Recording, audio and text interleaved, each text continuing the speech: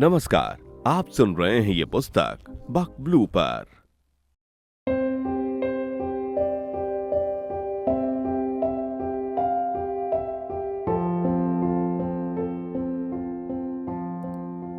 आप सुन रहे हैं दिया, एक ऐसी कहानी जो सिर्फ शब्द नहीं, एक एहसास है। लेखिका योगिता वाडे की कलम से निकली ये भावनाओं से भरी दास्तान सुनिए मेरी यानी नेहा की आवाज में। तो जुड़िए इस सफर से, सुनिए दिया सिर्फ बुक ऑडियो पर, जहां हर कहानी दिल से दिल तक पहुंचती है। एपिसोड 5, हत्या। मैं संध्या, मेरी आंखें बंद थी पर मैं जाग रही थी। आज का दिन मेरी जिंदगी ने एक ऐसे मोड़ पर ला खड़ा किया था जहां पर मेरे पास रास्ते तो अनेक थे पर मंजिल का कोई अता पता नहीं था। कंधे पर अपनी बेटी के रखे हुए सर को सहलाते हुए मैं अपने अतीत की कतरन को जलते हुए देख रही थी। एक दिन पहले पूर्वी को 2-3 बार लात मारते हुए अम्मा कहती है, करमजली कहीं की, हमेशा पूजा पाठ के वक्त ही रास्ता रोक खड़ी रहती है, दिखता क्यों नहीं तुझे?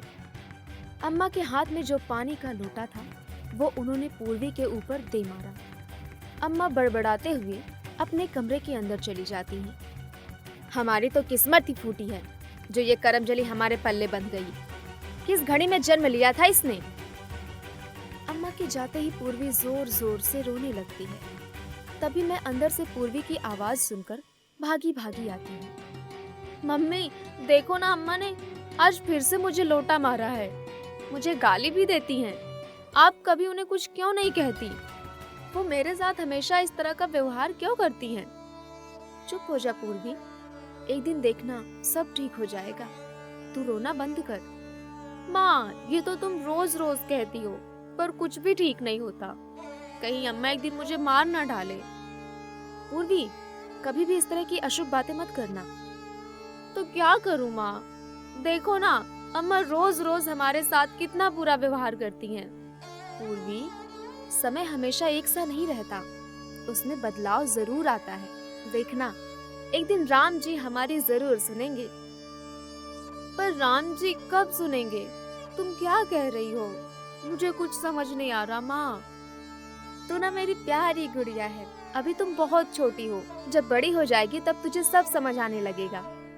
तुम हमेशा यही कहती हो, देखो तुम्हारे अलावा तो कोई मुझे प्यार ही नहीं करता। अम्मा बाबूजी सब हमेशा मुझे खरी खोटी सुनाते रहते हैं। कोई भी मुझे पसंद नहीं करता। पूर्वी, शांत हो जा, देखना सब ठीक हो जाएगा एक दिन। ठीक है, मैं तुम्हारी बात मान लेती हूँ, पर एक शर्त पर कि आज तुम मुझे हलवा खिलाओगी। जरूर खिलाऊंगी, पर अम्मा के मंदिर जाने के बाद। ठीक है, पर माँ आप एक बात बताओ ना, ये अम्मा आपको और मुझे हमेशा गाली क्यों देती रहती हैं? हमने क्या बिगाड़ा है उनका? और हम कब तक छुप छुप कर अपनी खुशियाँ मनाएंगे? तुमने कुछ नहीं बिगाड़ा है, तुम्हारा कोई कसूर नहीं है इसमें। बस अभी हालत हमारे बस में नहीं है और छुप छुप कर मनाई जाने वाली खुशियों का भी अपना मजा है। माँ, मैं लड़का होती तो वो हमें कभी नहीं डांटती ना। हाँ पूर्वी, पर तू किसी भी बात को मन में मत लिया कर, सब ठीक हो जाएगा। मेरे लिए तो तू ही सब कुछ है। चल अब थोड़ा मुस्कुरा दे और आजा तेरे बाल में तेल लगा देती हूँ। माँ बताओ ना, सब ठीक कब होगा? मुझे स्कूल भी जाना है, पर ये अम्मा मुझे कभी नहीं जाने देती। सब अच्छे से हो जाएगा। पता है कब? माँ कब? जब तेरी शादी होगी तब एक राजकुमार आएगा और तुझे घोड़े पर बैठाकर दूर देश ले जाएगा। अच्छा माँ, वो सब ठीक कर देगा ना? और मुझे स्कूल भी जाने देगा ना? हाँ, सब ठीक कर देगा। माँ, फिर क्या वो बाबूजी की तरह रोज दारू पिएगा और मुझसे मार पीट करेगा? पूर्वी की बातें सुनकर मैं कुछ देर कुछ भी कह नहीं पाती, फिर मेरे होंठ लड़खड़ाने लगते हैं। नहीं नहीं पूर्वी, ऐसा कुछ नहीं होगा तुम्हारे साथ। मैं तुम्हारी रक्षा हमेशा करूंगी। माँ वचन दो, तुम हमेशा मेरे साथ रहोगी। हाँ पूर्वी, मरते दम तक। तभी अम्मा अंदर से आवाज लगाती हैं, दोनों करमजली कहाँ मर गई? मेरा नाश्ता पानी कौन लाएगा? कोई एक काम भी ढंग से नहीं होता है। मर क्यों नहीं जाती दोनों? जल्दी ही इस पूर्वी का कुछ करना ही पड़ेगा। चल पूर्वी, एक काम कर, जल्दी से अम्मा को नाश्ता दिया। मैं कुएं से जाकर पानी भर कर लाती हूँ। माँ मैं भी चलूँ पानी भरने? नहीं, तू घर पर ही रह, नहीं तो अम्मा का पारा 7वें आसमान पर पहुँच जाएगा।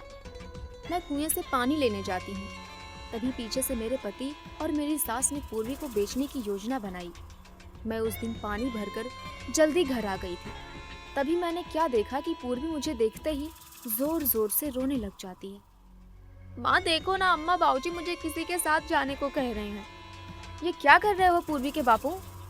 मैं इसका सौदा कर चुका हूँ, अब समय आ गया है इससे पीछा छुड़ाने का।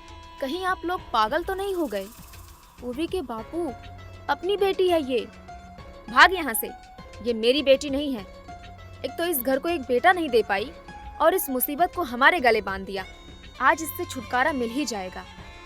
वो आदमी कहता है, इसका सौदा हो चुका है, अब मैं इसे यहाँ से लेकर जाऊंगा।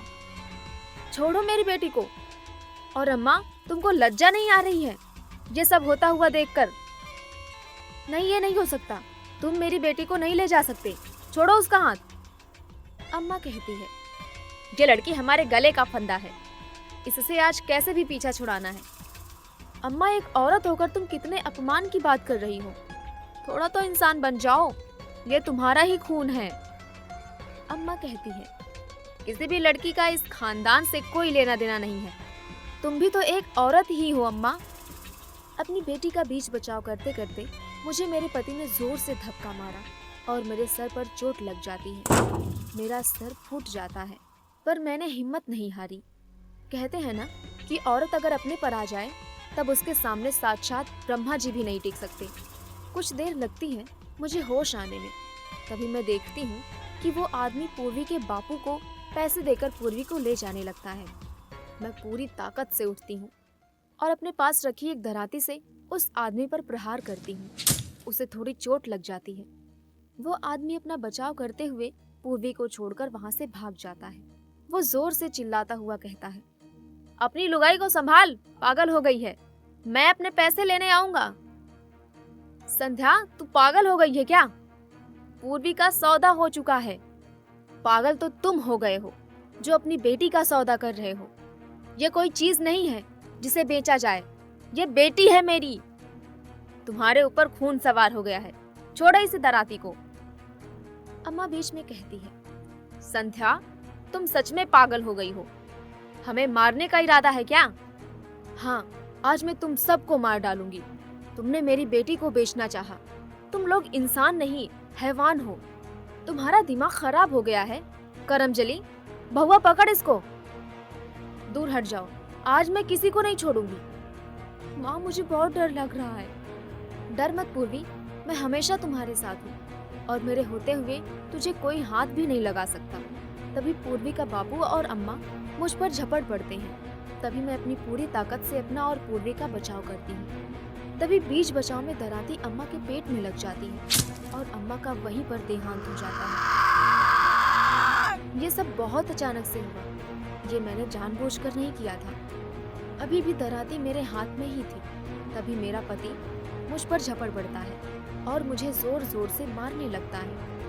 मैंने अपने बचाव में अपने पति के ऊपर दराती चला दी। वो वहीं गिर पड़े। समाज नारी की शक्ति को इतना कमजोर मान लेता है कि वो कभी खुद को पहचान नहीं पाती, पर जब खुद को पहचान जाती है तब उसके सामने सब बौने हो जाते हैं। माँ, ये क्या हो गया? पूर्वी के बापू, ये क्या हो गया? ये हमने जानबूझकर नहीं किया। संध्या रोते हुए कहती है, माँ देखो ना कितना खून बह रहा है। पूर्वी, कुछ नहीं होगा, सब ठीक हो जाएगा, मैं सब ठीक कर दूंगी। पर कैसे? मैं वहाँ रोती रहती हूँ। मुझे कुछ समझ नहीं आ रहा था कि मैं क्या करूंगी आगे।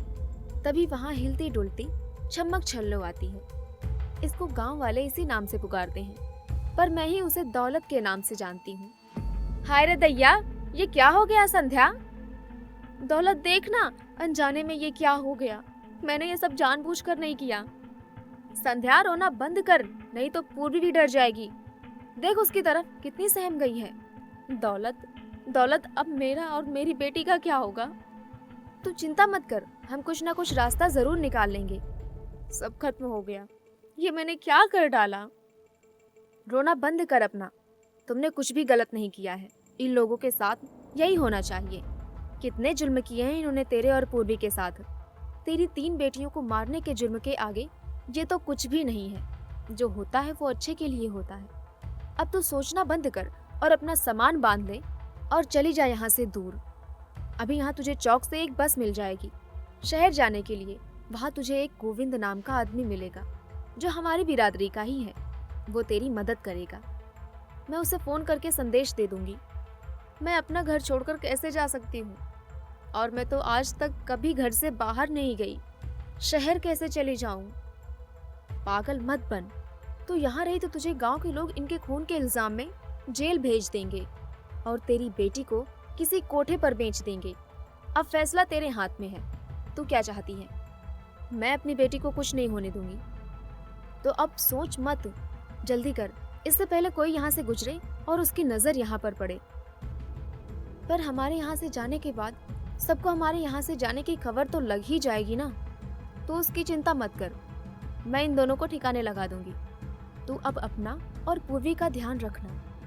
अब जल्दी से अपना सामान बांध कर निकल जा और ये ले, कुछ रुपए लेती जा। मैं दौलत की बात मानकर पूर्वी को लेकर वहाँ से निकल जाती हूँ। मैं कुछ देर जाने के बाद पीछे मुड़कर देखती हूँ तो वहाँ मेरे घर पर आग की लपटें उठ रही होती हैं। हेलो बहन जी, कहाँ जाना है आपको? उठिए ओ बहन जी। जी मुझे शहर जाना है। पैसे निकालो। ये गुड़िया तुम्हारे साथ है? हाँ मेरे साथ है। अरे तुम्हारी गुड़िया तो बहुत प्यारी है। उसे गंदी नजर से देखते हुए, तुझे उससे क्या? ये पैसे लो और जाओ यहाँ से। माँ हम कहाँ जा रहे हैं? शहर जा रहे हैं बेटा, अब हम वहीं रहेंगे। हम कहाँ रहेंगे? पता नहीं, पर कुछ ना कुछ इंतजाम हो जाएगा। माँ मुझे बहुत भूख लगी है, बस रुकने दे, फिर हम कुछ खाते हैं। कुछ घंटे बाद बस रुकते हैं। चलो चलो, शहर आ गया है, यहाँ उतरने वाले उतर जाओ। संध्या भी अपना सामान लेती है और पूर्वी के साथ बस से उतर जाती है। वो बहुत घबराई हुई सी थी कि अब वो आगे क्या करेगी। इस अनजान शहर में यहाँ कोई उसे नहीं पहचानता। माँ प्यास लगी है और भूख भी लगी है, कुछ खिला दो ना।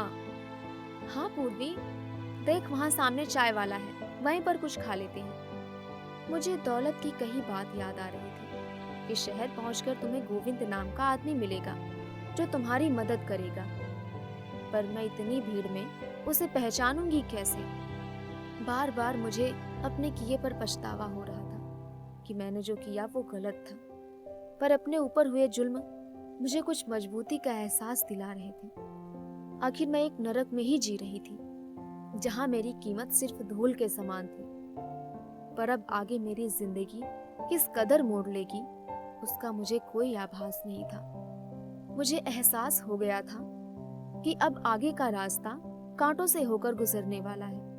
मेरी नजरें गोविंद को ढूंढ रही थी, पर पहले से ही कोई भेड़िया हम पर घात लगाए बैठा था। वो हमारे पास आता है, तभी उसके कुछ कहने से पहले ही मैं उससे कह उठती हूँ, आप गोविंद जी हैं क्या? पहले तो उसने कुछ नहीं कहा, पर एक पल के बाद उसने कहा, हाँ मैं गोविंद हूँ। आपको दौलत ने भेजा है? हाँ जी, दौलत ने भेजा है। तुम उनकी बिरादरी के तो नहीं लगते। मैं उनके यहाँ ही काम करता हूँ, वो हमारी बिरादरी की ही हैं। आपका नाम क्या है बहन जी? मेरा नाम संध्या है और ये मेरी बेटी पूर्वी। बहुत प्यारी बेटी है आपकी। अच्छा ये बताइए, आप कौन से गांव से आ रही हैं? जी जानकीपुर। आपको दौलत ने कुछ बताया नहीं है? अरे बताया था, पर मैं भूल गया था। वो आजकल बहुत लोग आते हैं ना। चलिए मैं आपको आपके ठिकाने तक पहुंचा देता हूँ। उस आदमी की बातें सुनकर पूर्वी धीरे से मेरे कान में कहती है, माँ ये वही आदमी है ना जिसे दौलत मौसी ने भेजा है? हाँ पूर्वी, ये कह तो यही रहे हैं, पर ना जाने क्यों मेरा दिल बैठा जा रहा है। भैया और कितना चलना पड़ेगा? बस थोड़ी दूर और बेटा, वहाँ हमें एक गाड़ी लेने आएगी। तभी उसके मोबाइल पर एक फोन आता है। मैं लाल घाटी तक पहुँच चुका हूँ, वहाँ पहुँचो जल्दी। फिर वो आदमी कहता है, एक छोटी एक बड़ी। हम चौराहे पर रुककर गाड़ी का इंतजार करते हैं। तभी वहां एक गाड़ी आकर खड़ी होती है। उसमें 2 लोग भी बैठे होते हैं। उन्हें देखकर उस आदमी के बोलचाल में अचानक परिवर्तन आ जाता है। वो कुछ रूखेपन से कहता है, चलिए बैठिए गाड़ी में। उसका हाव भाव देखकर मुझे समझ आ गया कि कोई गड़बड़ है। उसका हाव भाव देखकर मुझे समझ आ गया कि कोई गड़बड़ है। मैंने कहा, हमें तुम्हारे साथ कहीं नहीं जाना है। तभी वो आदमी कहता है, कैसे नहीं चलेगी, मैं देखता हूँ। मैं पूर्वी को लेकर वहां से भागने लगती हूँ। तभी गाड़ी में बैठा एक आदमी गाड़ी से उतरकर हमारी तरफ हमें पकड़ने भागता है। उसमें से एक आदमी कहता है, इस लड़की को पकड़, इसकी माँ को छोड़। फिर वो पूर्वी को पकड़कर जबरन कार में बैठाने लगता है। मैंने उनसे पूर्वी को छुड़ाने की बहुत कोशिश की। उन्होंने मुझे जोर का धक्का दिया और मैं जमीन पर गिर गई। मैंने फिर भी हिम्मत नहीं हारी। आखिर मैं यहाँ तक अपनी बेटी को बचाकर लाई हूँ। मैं इस तरह हार नहीं मानूंगी। मैंने जमीन पर से एक पत्थर उठाया और उस आदमी के सिर पर दे मारा। वो वहीं जमीन पर गिर पड़ा और उसके सिर से खून बहने लगा। तभी उसे देख उसके दोनों साथी मुझे मारने को दौड़े। तभी वहां गोविंद आ गया। गोविंद ने उन बदमाशों को बहुत मारा। वो दोनों वहां से भाग निकले। उनके जाने के बाद गोविंद हम दोनों को देखकर बहुत घबराया हुआ था। हाय रे दैया, बहन आपको तो चोट लगी है और आपकी बेटी भी ठीक नहीं लग रही है। गोविंद जी, मैं और मेरी बेटी दोनों ठीक हैं। ये तो छोटी सी चोट है। आप आज नहीं आए होते तो ना जाने क्या हो जाता। ये तो मेरा कर्तव्य था। दौलत आपको बहन मानती है तो आप भी मेरी बहन ही हुई ना। उस दिन गोविंद ने हमारी जान तो बचा ली, पर कहीं ना कहीं मैं अपने आप को गुनहगार मान रही थी। जाने अनजाने मेरे हाथों से हत्याएं हो रही थी। उस दिन के बाद मैं और पूर्वी गोविंद की संस्था में रहने लगे। गोविंद ना नारी था ना पुरुष था, पर वो हम जैसी औरतों के लिए एक मसीहा से कम नहीं था।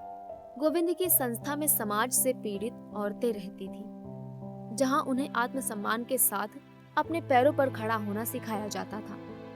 उनके बच्चों को अच्छी शिक्षा के साथ हर तरह का काम सिखाया जाता था, ताकि वो समाज में हो रहे अपने और दूसरी औरतों के लिए लड़ सके।